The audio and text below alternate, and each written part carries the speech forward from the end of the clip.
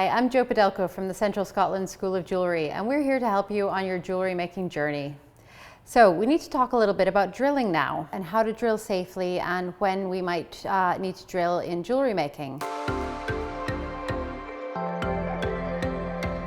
We're still working on the same heart-shaped piece, but it has a lot of intricate detail in the center and we need to pierce that out. And in order to access it, we're going to drill a hole. Now, as you can imagine, there's a few health and safety considerations to think about when we're using power tools. My hair is tied back. I have an apron on. I've made sure there's no loose clothing. I'm not wearing a scarf or have floaty sleeves. And you also must have a pair of goggles on. They're called Overspecs, and what we like about them is that they will go over your glasses if you wear a pair of glasses, which is great because you also don't want to be struggling to see what you're drilling. Another thing we're going to do is we're going to put a tiny mark on the surface of the metal before we start to drill it, and that tiny mark is going to help the drill bit locate into the right place and give us a better result. What we're going to do is we're going to get a steel block and we're going to lay our piece on top of it. I'm also going to use a marker pen just to highlight where I want my hole to be. So I'll put a little black dot. I've got a center punch and I've got what we call the old tatty hammer.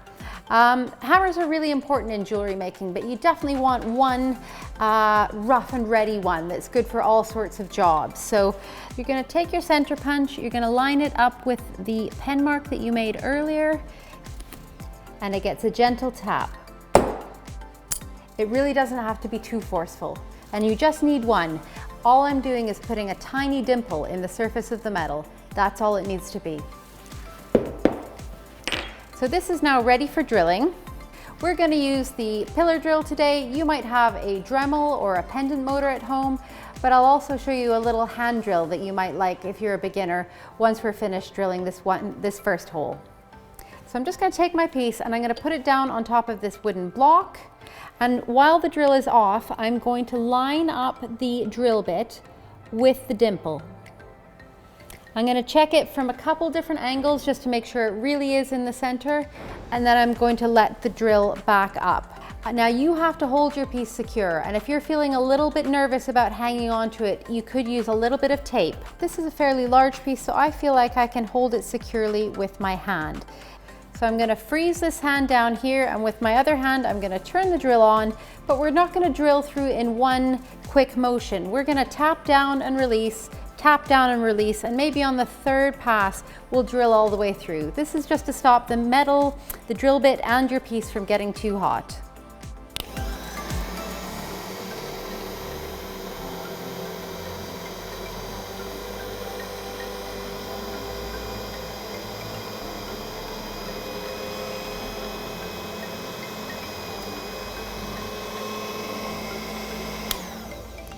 Shut the drill off while your hand is remains still at the bottom, and only once the drill has stopped moving should you remove your piece.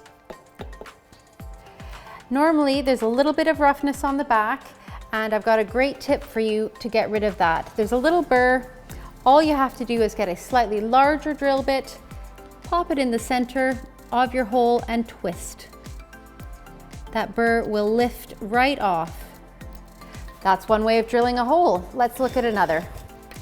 This is a little twist drill or an Archimedes drill, and they're great if you're feeling maybe a bit uncomfortable about the power tools or you're just not ready to invest in that kind of equipment yet. They only take very small drill bits, but in jewelry that's usually quite sufficient. So I'm going to pop a small drill bit in here. We're using a 1mm drill bit. Tighten up the chuck. I'm still going to work on my wooden block, and I'm still going to put a little dimple that's going to help me locate the drill bit.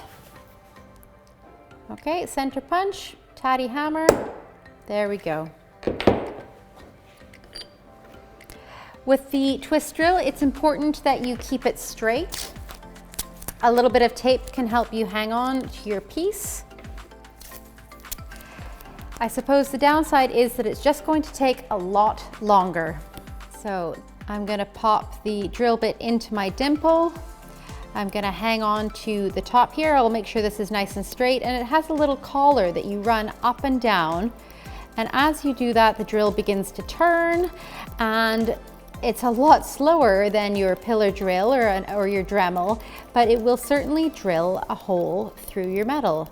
The one thing I'm not doing is I'm not putting a lot of downwards pressure onto the drill bit. It is just a 1mm drill bit, and I know if I really lean down hard in it, I'll just snap it.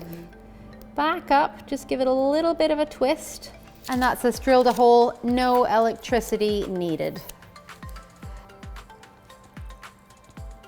There's also a little bit of roughness on the reverse of that hole, so you can use your larger drill bit again, pop it into the center, and twist with a little bit of pressure, just to lift off that rough burr from the back. So once you know how to drill safely, you get a lot more options in your jewelry. You could drill a hole to put a jump ring through, or as in the case with our design, you could be drilling holes so you can feed your saw blade back through and continue to pierce out more of your design elements.